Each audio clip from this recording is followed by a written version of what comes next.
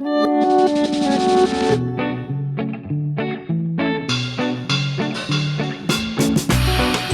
to Let's Talk Books 2.0.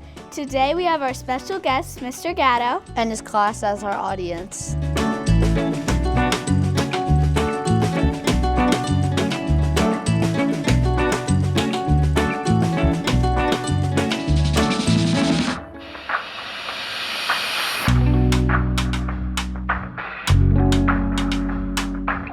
Hi, I'm Gavin.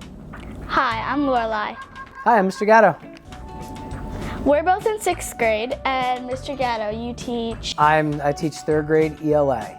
So I have New Kid, written by Jerry Kraft, and Miss Boff actually recommended it to me, my teacher for ELA in 6th grade.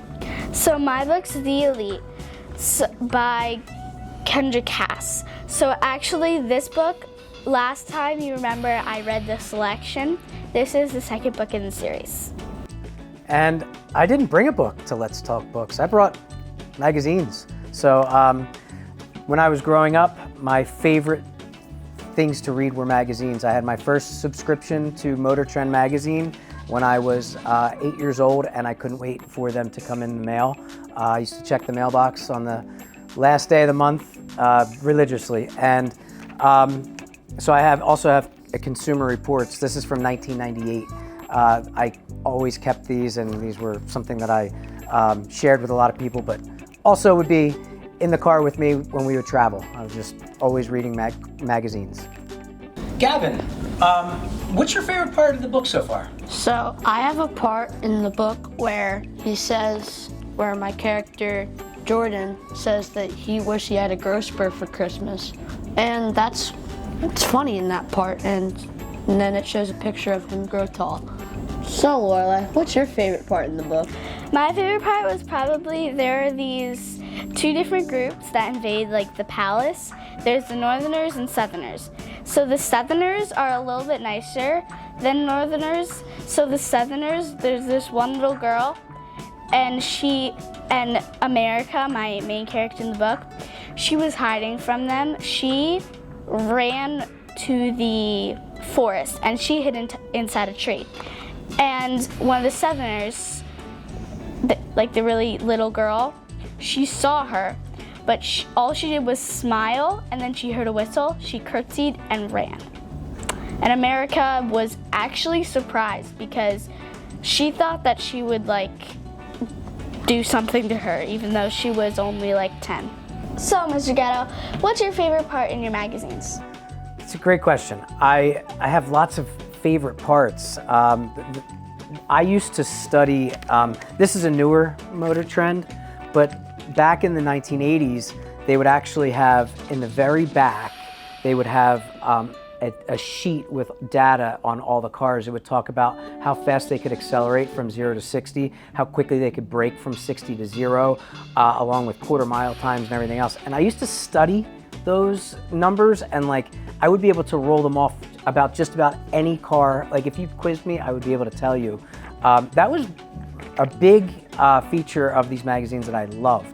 And then with Consumer Reports, I always liked to go to this back section, and there's reliability charts, and it would tell you what cars were the most reliable and where their problem areas were. And this is a really valuable magazine for anyone who is buying a car, especially back then, because you didn't really know which cars were going to last for a long time or cars that were going to break down. And so this would give you a really good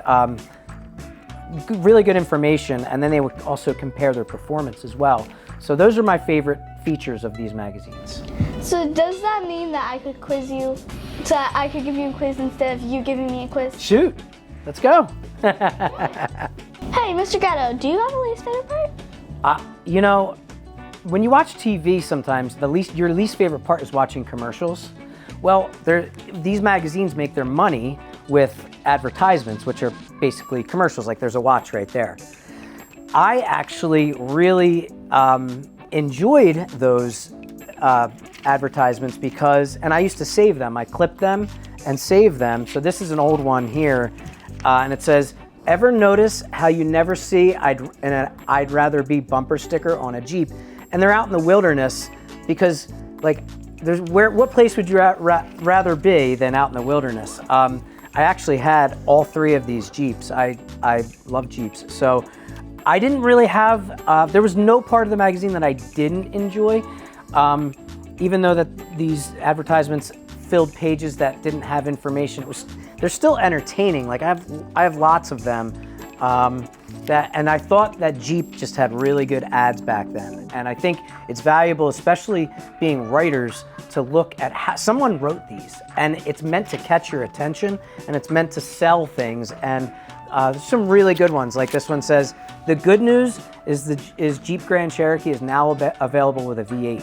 There is no bad news. So it's like, the good news is, and they set you up for like the bad news, but just really clever marketing that I always enjoyed. So I don't have a least favorite part. So Gavin, what's your least favorite part of the book?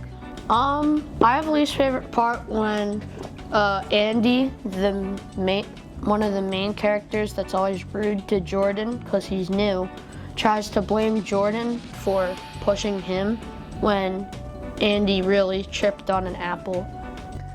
Gavin, your least favorite part, you said that you felt, I'm wondering if you were feeling bad for your character at that moment. Like you're really rooting for your character? Is that what happened? Like, and then something incidental happened, and then your character was kind of like, not in the wrong, but like something else happened to him and you were really pulling for him? Is that why it's your least favorite? It's because you're like really connecting with the character? Because Andy is being very mean to him, and just because Jordan is new. Gotcha. And he's new to the school. Very cool. So, Lorelei, what's your least favorite part? My least favorite part is probably America and Celeste. They're like enemies. They got in like a fist fight, which is really sad. They both went to the hospital wing. They're both better now, but it was a really bad time in the book because, yeah. So, I would recommend this book to anybody in like 2nd grade and up because it's a graphic novel, not that hard to read, but it's also a really good book.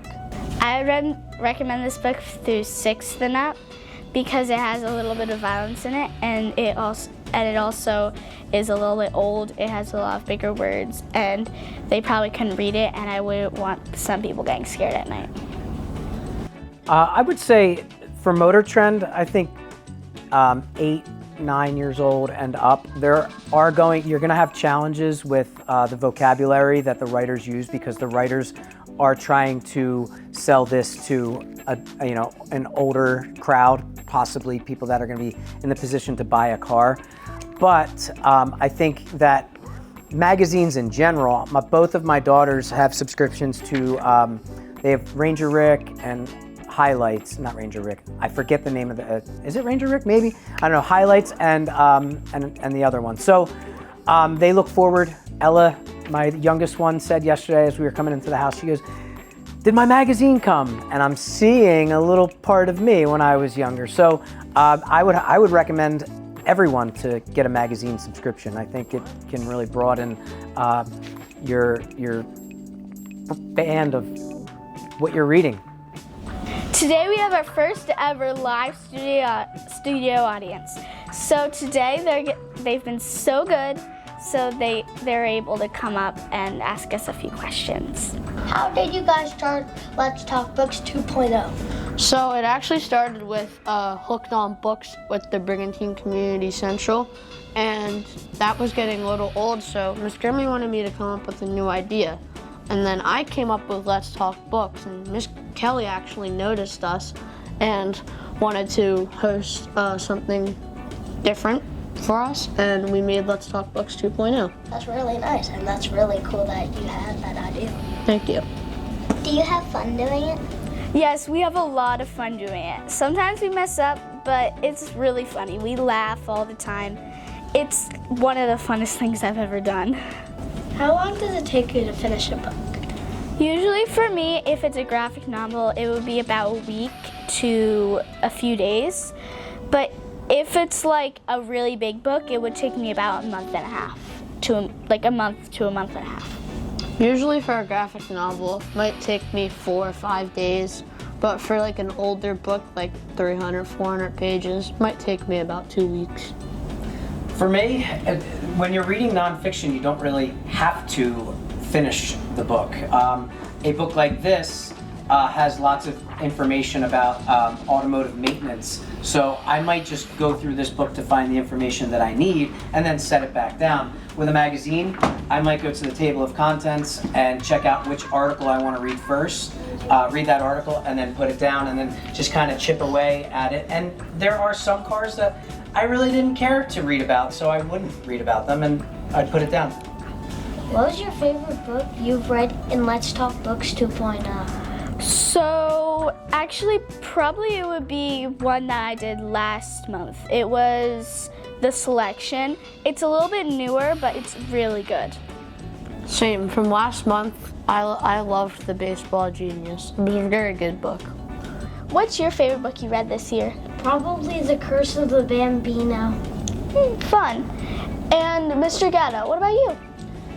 So I brought my other books with me. I was actually up in the attic going through some things, and I came across my bin of old books. And so the story of Jeep, this takes you back through the history of Jeep. Jeeps were actually made for war. They were made to fight in World War II. In 1940, the first one was produced. And then the cool thing was that, this really brought me back, because I read this when I was 18 years old, but I reread it. And the cool part is that after the war, they decided to produce the Jeep for everyday people to buy. So I thought it was pretty awesome. Thanks for watching Let's Talk Books 2.0.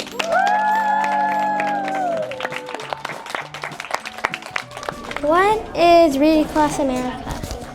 So Read Across America happens every year on March 2nd. It's actually a famous author's birthday. It's Dr. Seuss's birthday. So all across America we celebrate reading.